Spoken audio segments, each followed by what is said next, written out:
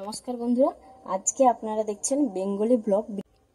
তো আপনাদের আমি আজকে নতুন একটি রেসিপি নিয়ে এসেছি আপনাদের কাছে। আজকের রেসিপি হচ্ছে কিভাবে সিমাইয়ের পায়েস বানাতে হয়।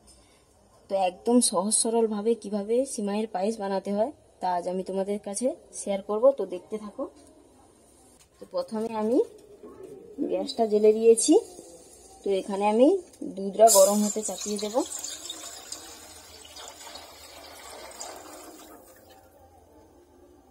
এখানে দুধটা ফুটতে থাকুক। এদিকে আমি গ্যাসটা জ্বেলে দিয়েছি।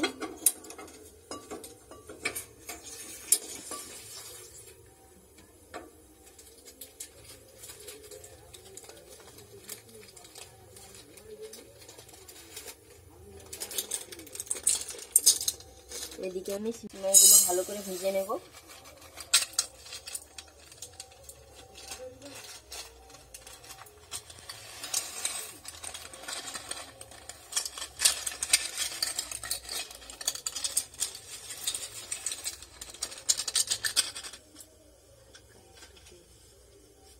হালকা একটু সরষের তেল দিয়ে দেব।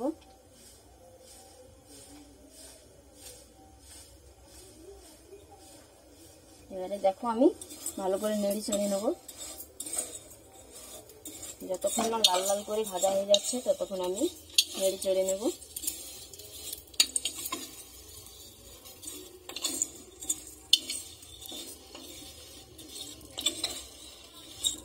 গ্যাসের আঁচটা একটু কমিয়ে নেব।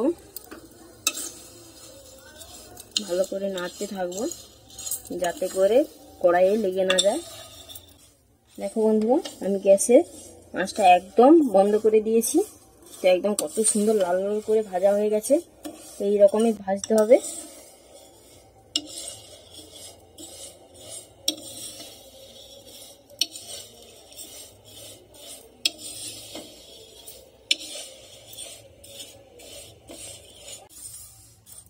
দেখো বন্ধুরা, কত সুন্দর ভাজা হয়ে গেছে। এগুলো আমি এবার এখানে রেখে দেব। তো দুধটা গরম হতে বসিয়ে দিয়েছিলাম। দেখো বন্ধুরা, আমি 3টে এলাচ ফাটিয়ে দিয়ে দিলাম।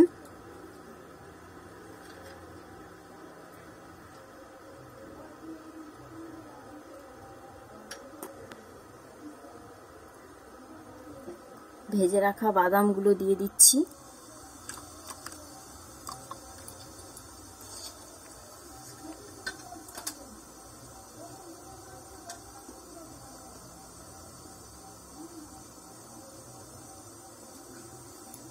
কাজু কিশমিশগুলো ছড়িয়ে দিচ্ছি। এবারে দুধটা ফুটতে থাকুক।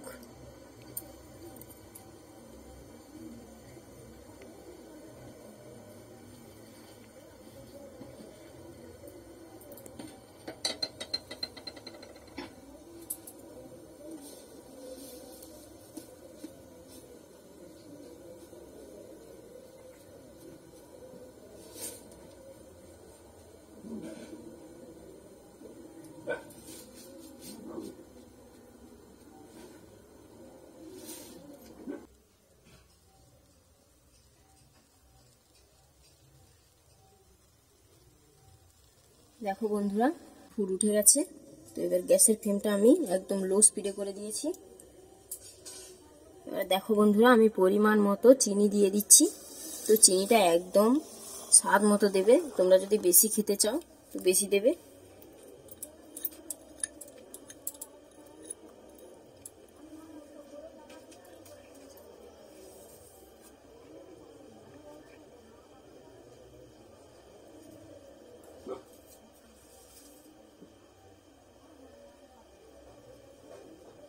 পরিমাণ মতো লবণ দিয়ে দিচ্ছি।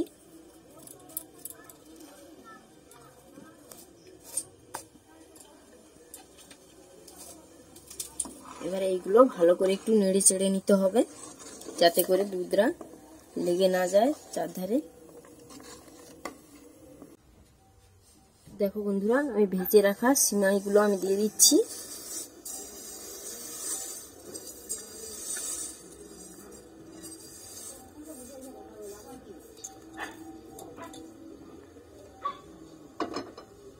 ভেজে রাখা সিমাইগুলো আমি দিয়ে দিচ্ছি। এবারে অনবরত নেড়ে চেড়ে নিতে হবে যাতে করে লেগে না যায়।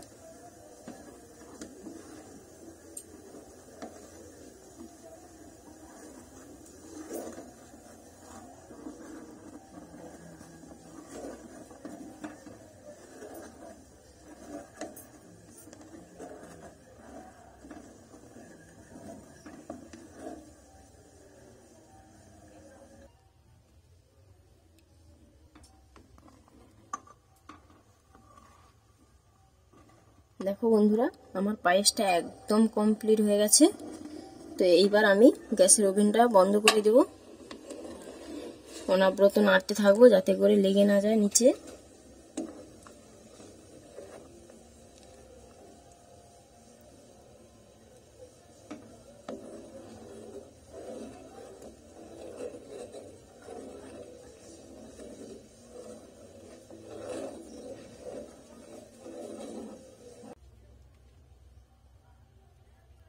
এবার পায়েসটাকে 10 মিনিট রেস্টে রেখে দিতে হবে।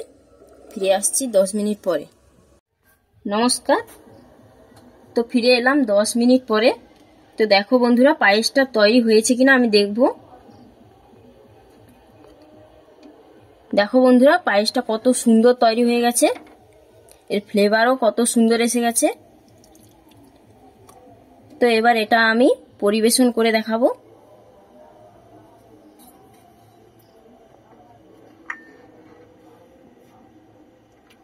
দেখো বন্ধুরা, আমি পরিবেশন করছি।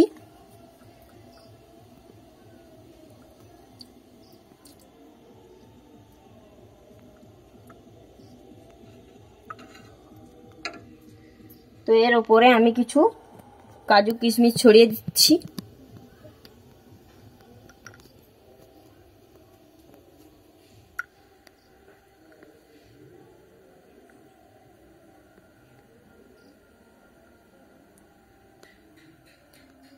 দেখো বন্ধুরা, কত সুন্দর হয়ে গেছে, এটা খাবার উপযুক্ত হয়ে গেছে।